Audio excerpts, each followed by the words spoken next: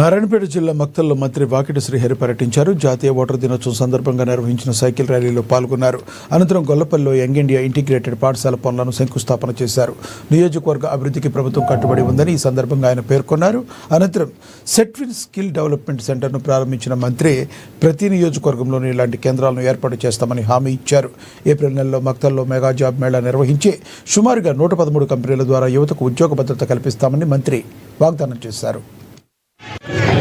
19 నియోజకవర్గాల్లో ప్రతి నియోజకవర్గం హెడ్ క్వార్టర్లో 2 ఎకరాల భూమిని సెటిల్మెంట్ ఇచ్చి ఆఫీసులు ఓపెన్ చేపించి అందరికీ ట్రైనింగ్ చేసేటువంటి మాట మన మొత్తం వేదిక నిర్వహిస్తా ఉన్నా.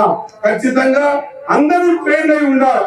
ఒక జపాన్, సౌత్ కొరియా ఈ దేశాలలో ఎవరు ఊరుకున్నారు, ఎవరు ఊరుకున్నారు. అందుకే వాళ్ళకి గౌరవాలు కలుగుతాయి. వాళ్ళ దేశ జీడిపి పెరిగింది. వాళ్ళ దేశంలో వాళ్ళు డిపెండెంట్ కాదు, ఇండిపెండెంట్ గా ఉంటారు. డిపెండెంట్ ఆధారపడరు, ఇండిపెండెంట్ అంటే సొంతంగా బతకరు. కొన్ని అభివృద్ధి చెందిన దేశాలను చూసుకోండి, ఎవరు డిపెండెంట్ గా ఉండరు, అందరు ఇండిపెండెంట్ గా బతుకుతారు.